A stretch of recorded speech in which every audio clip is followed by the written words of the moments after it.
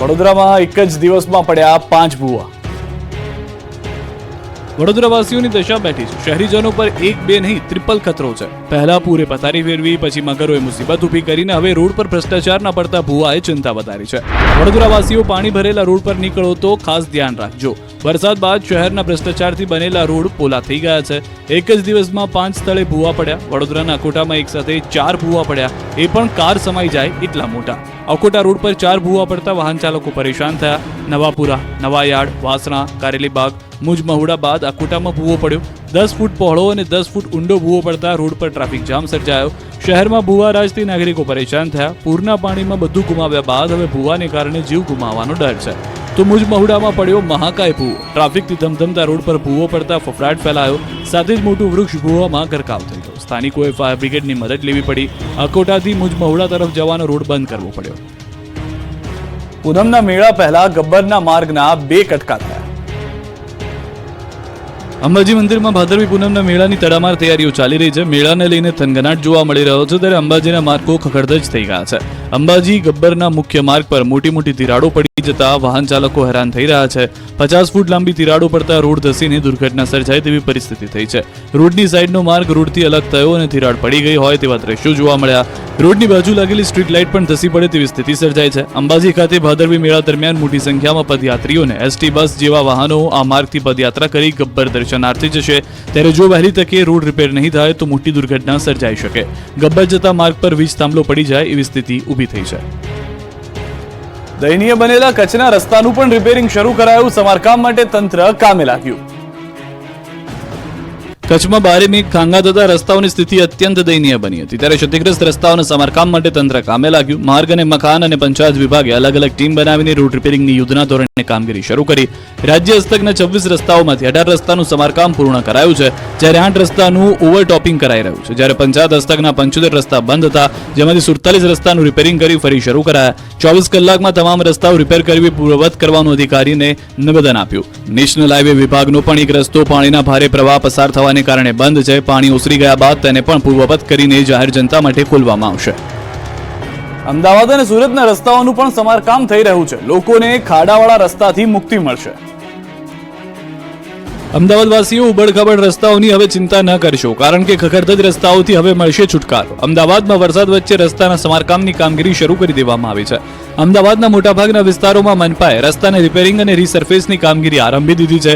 Jagatpur Godrej garden city તરફના road પર રસ્તા રિપેરિંગનું કામ શરૂ કરાયું છે. 10 દિવસમાં 2900 મેટ્રિક ટન હોટમિક્સ મટીરિયલથી ખાડા પૂરાશે.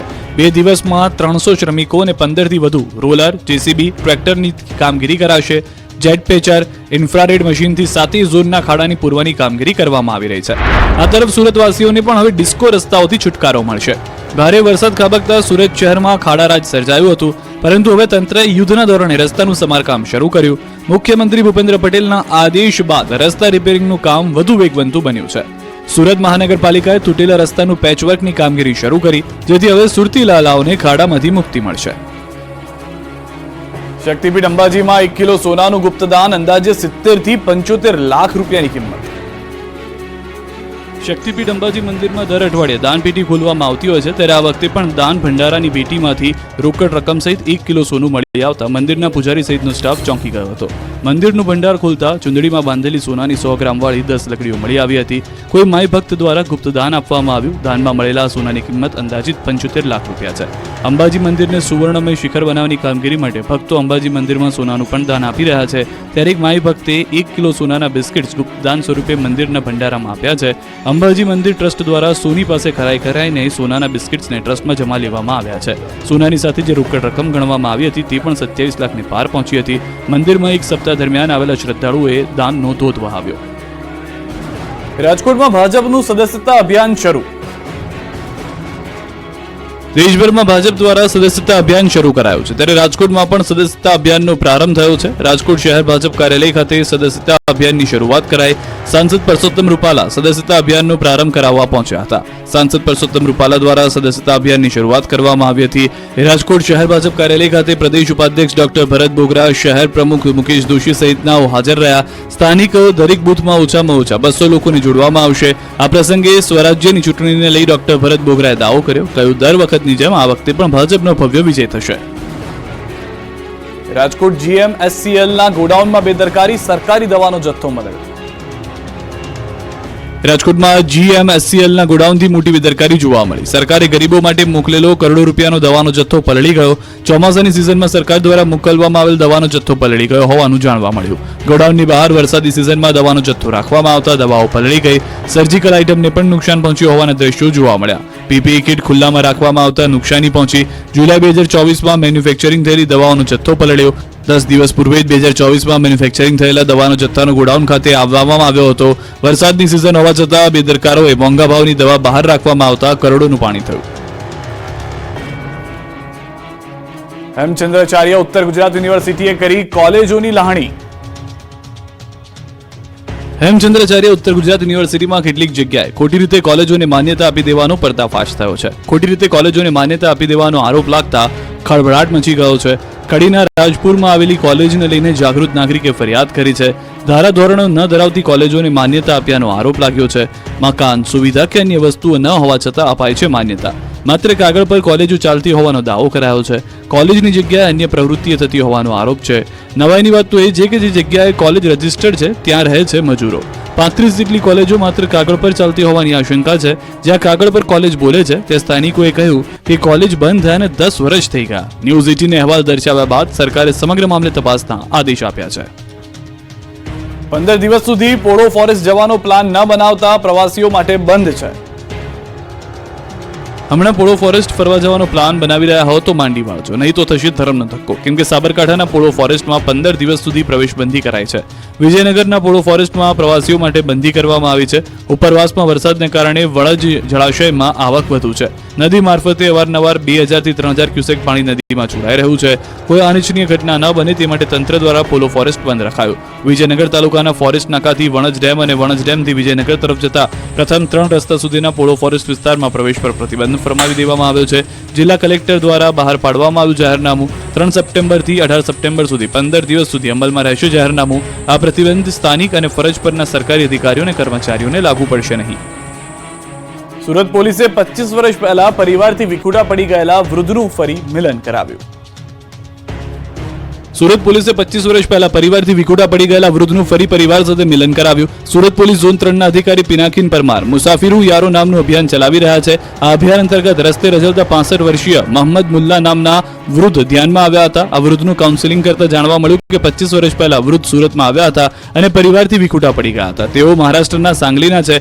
આટલી જાણકારી મળતા પોલીસે વૃદ્ધના પરિવારને શોધવાનો પ્રયત્ન કર્યો અને વૃદ્ધના પુત્રના નંબર મળ્યા અને ત્યારબાદ સમગ્ર હકીકત જાણતા વૃદ્ધનો પુત્ર વૃદ્ધને લેવા આવી પહોંચ્યો અને પોલીસ સ્ટેશનમાં ભાવુક દ્રશ્યો સર્જાયા. આ પિતા પુત્રના મિલનને લઈ પોલીસ સ્ટેશનના કર્મચારીથી લઈ અધિકારીઓ પણ ભાવુક થઈ ગયા. આ પ્રકારે અત્યાર સુધીમાં 10 લોકોને તેમના પરિવાર સાથે મિલન કરાવ્યું. તેમાં 2 મહિલાનો પણ સમાવેશ થાય છે. આમ પોલીસે પોતાની ફરજ સાથે સમાજ સેવાનું કામ કર્યું છે. પોલીસ સાચા અર્થમાં લોકોના સેવક અને મિત્ર છે તે સાબિત કરી બતાવ્યું છે. કીમથી ઓલપાડ જવાનું હોય તો ન જતા, રોડ પર છે જળ કરફ્યુ. ભરૂચમાં આપ ફાટ્યા બાદ કીમ નદીના પાણી આખા પંથકમાં ફરી વળ્યા છે. પાણીએ રોડ પર એવો કબજો કર્યો છે. વરસાદના વિરામ બાદ પણ પાણી ઓસરી નથી રહ્યા. કીમ વિસ્તારના રસ્તાઓ 48 કલાકે પણ પાણીમાં ગરકાવ છે. કીમથી ઓલપાડ નજીકના રસ્તા પર જ્યાં નજર કરો ત્યાં પાણી જ પાણી નજરે પડી રહ્યું છે. મુખ્ય રોડ પર આવેલું વડોલી ગામ બેટમાં ફેરવાયું છે. 5 ફૂટ સુધીના પાણી ભરાઈ જતા લોકો ઘરમાં પુરાયેલા છે. ચારે તરફ પાણીનું સામ્રાજ્ય છવાતા ભારે નુકસાન થયું છે. લોકો કમર અને છાતી સુધીના પાણીમાં અહીંયા ફરતા જોવા મળ્યા. વડોલી ગામમાં થઈને પસાર થતો કોસ્ટલ હાઈવે પાણીમાં ગરકાવ થતા એક જ ગામના 2 ફળિયા સંપર્ક વિહોણા બન્યા. આ તરફ વડોલી ગામની સરકારી શાળા પાણીમાં ગરકાવ છે.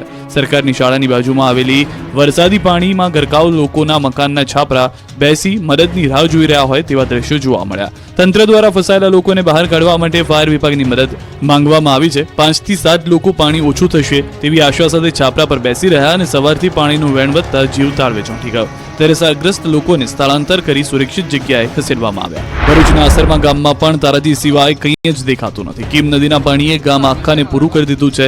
હાંસોડ તાલુકાના અસરા ગામમાં પૂર જેવી સ્થિતિ સર્જાઈ છે. ગામમાં 7 ફૂટ પાણી ભરાઈ જતા જળબંબાકાર જેવી સ્થિતિ છે. ગામમાં બોટ તરતી જોવા મળી. લોકો ઘૂંટણસમાં પાણીમાં ફરતા નજરે પડ્યા. તો ભરૂચના હાંસોડથી સુરતને જોડતો સ્ટેટ હાઈવે પણ બંધ છે. ભરૂચના હાંસોડ તાલુકામાંથી 166 લોકોનું સ્થળાંતર કરાયું. અસરમાં ગામમાંથી 52 અને પાંજરોલી ગામમાં માઠું 114 લોકોને સ્થળાંતર કરાયું. સુરતના ઓલપાડમાં 2 દિવસ પણ નથી ઓસર્યા પૂરના પાણી. રોડ, ખેતરો બધું જ જળબંબોળ. દક્ષિણ ગુજરાતમાં મેઘરાજાએ વિરામ તો લઈ લીધો છે, પરંતુ પૂર બાદ તારાજીને જે તસવીરો જોવા મળી રહી છે તે નિહાળી હચમચી જશો. જુઓ, 2 દિવસ બાદ પણ ઓલપાડમાં પાણી ઓસર્યા નથી. સુરતના ઓલપાડમાં કીમ નદીના પાણીથી જળબંબાકાર જેવી સ્થિતિનું નિર્માણ થયું છે. ઓલપાડથી હાંસોટ જતા મુખ્ય માર્ગ પર કીમ નદીના પાણી ફરી વળ્યા છે, જેથી વડોલી, ઉમરાચી, સહોલ જેવા ગામના લોકો હાલાકીનો સામનો કરવા મજબૂર બન્યા. સુરતના ગામડાના હાલ પણ બેહાલ છે. કીમ નદીએ સુરતના મોટા બોરસરા ગામમાં પણ તબાહી મચાવી છે. ગામને પાણીએ બાનમાં લેતા માંગરોળનું મોટા બોરસરા ગામ મુશ્કેલીમાં મુકાયું. અહીંના 25 ઘરોમાં નદીના પાણી ઘૂસ્યા છે, જેથી લોકોને પાણી વચ્ચે રહેવા મજબૂર થવું પડ્યું. મોટા બોરસરા ગામમાં ચારે કોર પાણી જ પાણી નજરે પડતા 30 થી 40 જેટલા લોકોનું સ્થળાંતર કરવામાં આવ્યું છે. બોલાવ ગામના પણ હાલ જોઈ લો. કીમ નદીએ એવી તારાજી સર્જી કે 100 ઘરમાં પાણી ઘૂસી ગયા છે. ઘરોમાં કમરસમાં પાણી ફરી વળતા લોકો મુશ્કેલીમાં મુકાયા. બોલાવ ગામે આદિવાસી વસાહત, આહિર ફર્યું સહિતના વિસ્તારમાં ભરાયા પાણી. તમામ ઘરોમાં સરસામાનને પહોંચ્યું મોટું નુકસાન. કીમ નદીના પાણીએ સુરતના ગામડાઓની દશા બગાડી. છપ્પર ફાડ તબાહીના દ્રશ્યો રડાવી દેશે. કીમ નદીએ ભારે તારાજી સર્જી. નદીના પાણીથી ગામડાઓ જળબંબાકાર બની ગયા. આપની સ્ક્રીન પરની 4 તસવીર જુઓ, જેમાં 4 તરફ પાણી જ પાણી જોવા મળશે. વાલિયામાં ધોધમાર વરસાદથી કીમ નદીમાં ઘોડાપુર, કોસંબાથી કીમને જોડતો મુખ્ય માર્ગ પાણીમાં ગરકાવ. ખેડૂતોના ઉભા પાકને ભારે નુકસાન. તો પાણીએ ભરાવાને કારણે મોટા બોરસરા ગામ સંપર્ક વિહોણું બન્યું. કઠોદરા ગામમાં પાણી કીમ નદીના ઘૂસી ગયા હતા, જ્યારે ઓલપાડના ઘરોમાં કીમ નદીના પાણી ભરાયા, જેના કારણે ઘરવખરીને ભારે નુકસાન પહોંચ્યું. નદીના પાણીથી ગામડાઓ જળબંબાકાર બની ગયા. વાલિયામાં ધોધમાર વરસાદથી કીમ નદીમાં ઘોડાપુર આવ્યું છે. કોસંબાથી કીમને જોડતો મુખ્ય માર્ગ પાણીમાં ગરકાવ થયો, તો ખેડૂતોના ઉભા પાકને ભારે નુકસાન થયું. કુંવરડા ગામના વિસ્તારમાં આવેલા રણછોડનગર, સાંઈરીવા, નીલકંઠ, વિશ્વાસ, નંદિની, સ્વસ્તિક, મારુતિ વિલા, તક્ષશિલા સ્કૂલોમાં પાણી ફરી વળ્યા છે. પોલીસ અને પંચાયત દ્વારા લોકોને એલર્ટ કરવામાં આવ્યા હતા. કઠોદરા ગામના લોકોને અવરજવર કરવામાં ભારે હાલાકીનો સામનો કરવો પડ્યો. કુવાડા ગ્રામ પંચાયત દ્વારા નીચાણવાળા વિસ્તારમાં લોકોને મોડી રાત્રે જ સલામત સ્થળે ખસેડવામાં આવ્યા હતા. આ બાજુ ઓલપાડમાં ઘૂસ્યા કીમ નદીના પાણી. ઓલપાડનું કઠોદરા ગામ એકલું પડી ગયું. બોલાવ ગામથી લોકોનું સ્થળાંતર કરાયું. તો કીમ માંડવી રોડ પર મોટી દુર્ઘટના ટળી. સબસ્ટેશનમાંથી નીકળતા ટાવર લાઇનનો વાયર તૂટ્યો. બાજુમાંથી પસાર થતી એસટી લાઇન પર પડ્યો. ટાવરનો વાયર તૂટતા પાલોડ સબસ્ટેશન બંધ થયું. સબસ્ટેશન બંધ થતા કેટલાક ગામડામાં વીજ પુરવઠો ખોરવાયો. ટાવરનો વાયર તૂટતા અધિકારીઓ દોડતા થયા. રાજ્યના 115 ડેમ 100% ભરાયા. સિંચાઈ, પીવાના પાણીની સમસ્યા દૂર થઈ. ગુજરાત પર મેઘરાજા ઓળખોળ થતા ચોમાસું પૂર્ણ થાય તે પહેલા ગુજરાતની સિંચાઈની સમસ્યા દૂર થઈ ગઈ છે. ગુજરાત પાણીદાર બની ગયું છે. રાજ્યમાં મેઘમહેરથી રાજ્યના 115 ડેમ 100% સંપૂર્ણ ભરાઈ ગયા છે. 45 ડેમમાં 70 થી 100% વચ્ચે જળ સંગ્રહ, 17 ડેમમાં 50% થી 70% સુધી ભરાયા, જ્યારે 20 ડેમ 20 થી 25% સુધી ભરાયા. 9 ડેમમાં 25% થી ઓછું પાણી સંગ્રહ થયું છે. તો મહીસાગરના કડાણા ડેમમાં પાણીની આવક ઘટી છે. બજાજ સાગર, અનાસ નદીમાંથી આવતું પાણી ઘટ્યું. કડાણા ડેમની જળ સપાટી 470 ફૂટ ઉપર પહોંચી. ડેમનું રૂલ લેવલ જાળવવા માટે છોડવામાં આવી રહ્યું છે પાણી. મહીસાગર નદીમાં પાણી જોડાતા મહીસાગર નદીમાં ઘોડાપુર. તો કડાણા ડેમમાંથી વણાકબોરીમાં પાણી જોડાયું. આણંદ જિલ્લાના 26 ગામોને સાવચેત કરાયા હતા. આ તરફ દક્ષિણ ગુજરાતમાં મેઘરાજા મન મૂકીને વરસી રહ્યા છે, ત્યારે ઉકાઈ ડેમમાંથી પાણી જોડાતા તાપી નદી તોફાની બની, જેથી કોઝવેની સપાટીમાં વધારો થયો. બીજી બાજુ ઉપરવાસમાં ભારે વરસાદને કારણે ઉકાઈ ડેમમાંથી ફરી એક વખત પાણી છોડવાની શરૂઆત કરવામાં આવી. ઉકાઈ ડેમમાંથી તાપી નદીમાં પુષ્કળ પાણી છોડવામાં આવી રહ્યું છે, જેના પગલે તાપી નદી બે કાંઠે વહી રહી છે. ઉકાઈમાંથી છોડવામાં આવેલું પાણી સુરતના વિયરકમ કોઝવે સુધી પહોંચ્યું છે, જેથી વિયરકમ કોઝવેની સપાટી 9 મીટરે પહોંચી હતી. કોઝવેની સપાટીમાં એક વધારો થયો હતો. પાવાગઢના પગથિયા પર પથ્થરનો વરસાદ, ભક્તો પરેશાન. સુપ્રસિદ્ધ યાત્રાધામ પાવાગઢ ખાતે ચોમાસામાં કુદરતી સૌંદર્ય સોળે કળાએ ખીલી ઉઠ્યું છે, જેથી આ નયનરમ્ય વાતાવરણ વચ્ચે લાખો ભક્તો માતાજીના દર્શને આવી રહ્યા છે. પાવાગઢ ડુંગર ઉપર વરસતા ભારે વરસાદ દરમિયાન પગથિયા ઉપર ઝરણાની જેમ પાણીનો ધોધ વહેતો હોય છે. ભક્તો પણ વરસતા વરસાદનો આનંદ માણે છે, પરંતુ પાણીની સાથે પગથિયા પર મોટા મોટા પથ્થરો ધસી આવ્યા છે. પગથિયા ઉપર માટી અને નાના મોટા પથ્થર ધસી આવ્યા છે, જેની સફાઈ કરવામાં આવી નથી, જેથી ભક્તોને ભારે અગવડતાનો સામનો કરવો પડી રહ્યો છે. પાણી નિકાલ માટે પગથિયા વચ્ચે ઊભી કરાયેલી વ્યવસ્થામાં પણ કેટલાક ઠેકાણે ઉપર જાળીનો અભાવ જોવા મળી રહ્યો છે. આ તમામ તકલીફ વચ્ચે ભક્તો માતાજીની આસ્થા સાથે હેમખેમ દર્શન કરી પરત ફરતા જોવા મળી રહ્યા છે. કેટલાક સ્થળોએ પગથિયાની બાજુમાં બેસતા વેપારીઓ ભક્તોની ચિંતા કરી પથ્થર અને માટી હટાવતા જોવા મળી રહ્યા છે. આ અંગે જવાબદારો ધ્યાનમાં લઈ જરૂરી સમારકામ વહેલી તકે કરે તેવી માંગ ઉઠી છે. સાણંદના ગામડાઓમાં પણ હજુ પાણીનો કબજો છે. ખેતરો જળમગ્ન. સાણંદ તાલુકાના ખેતરો બેટમાં ફેરવાયા છે. ભારે વરસાદના પગલે ખેતરો જળમગ્ન થયા છે. વરસાદે વિરામ લીધાને 3 દિવસ થઈ ગયા છે, છતાં આ વિસ્તારમાંથી પાણી ઓસરવાનું નામ નથી લઈ રહ્યા. કુંડલ, મલાસના અને રેતલ ગામના ખેતરો પાણીમાં ગરકાવ થયા છે. ખેતરમાં વાવેલો ડાંગરનો પાક પણ વરસાદમાં ધોવાયો. ખેતરોમાં બનાવેલી ઓરડી અને બોરવેલ પણ પાણીમાં ગરકાવ છે. પાણીમાં ભરાવાને કારણે સ્થાનિકો પરેશાન છે. પાક ધોવાતા ખેડૂતોને હજારો રૂપિયાનું નુકસાન વેઠવાનો વારો આવ્યો છે. સમગ્ર પંથકમાં પાણી ફરી વળ્યા છે. ખેતરોમાં જઈ ન શકાય તેવી સ્થિતિ ઊભી થઈ છે. હાલ સાણંદ નળ સરોવર રોડ પર જળમગ્ન થયેલા દ્રશ્યો જોવા મળ્યા. લાઇટના થાંભલા પણ પાણીમાં ગરકાવ છે. પાણીમાં ભરાવાને કારણે સ્થાનિકો પરેશાન છે. માંડવી અબડાસામાં આકાશી તબાહી બાદ ખેતરોમાં કેળનો પાક ઢેર થઈ ગયો. કચ્છમાં આકાશી કહેરે ખેડૂતોની કમર તોડી નાખી છે. માંડવી, અબડાસા સહિતના ગામડાઓમાં આકાશમાંથી કુદરતે એવો કહેર મચાવ્યો છે કે બધું જ ખેદાન મેદાન થઈ ગયું. ગામડાઓમાં પૂરના પાણી એવી પથારી ફેરવી કે કેળ, દાડમ, પપૈયા સહિતનો પાક ઢેર થઈ ગયો. ભારે વરસાદ બાદ પૂરના પાણી ઓસરી ગયા બાદ જે તસવીરો જોવા મળી હતી તે રડાવનારી છે. ખેતરોમાં માત્ર વિનાશ લીલા જ દેખાઈ રહી છે. અતિવૃષ્ટિના કારણે ખેડૂતોની મહેનત પર પાણી ફરી વળ્યું. કેળ સહિતનો પાક તબાહ થઈ જતા ખેડૂતોને રાતા પાણી રડવાનો વારો આવ્યો. બીજી તરફ દુકાનમાં 4-4 ફૂટ પાણી ભરાઈ જતા જેના કારણે અનાજ સહિત બધું જ પલળી ગયું. નગરપાલિકા દ્વારા પાણી ઉલેચવાનું શરૂ કરાયું પણ પંપ પણ ખૂબ ધીમા છે, એટલે રોગચાળો ફેલાય તેવી ભીતિ છે. ત્યારે ગુજરાત પ્રદેશ પ્રમુખ કોંગ્રેસના શક્તિસિંહ ગોહિલે અસરગ્રસ્ત થયેલા વિસ્તારોની મુલાકાત લીધી. આકાશી તબાહી બાદ રાજકોટના ખેતરોમાં નુકસાનીનો સર્વે શરૂ.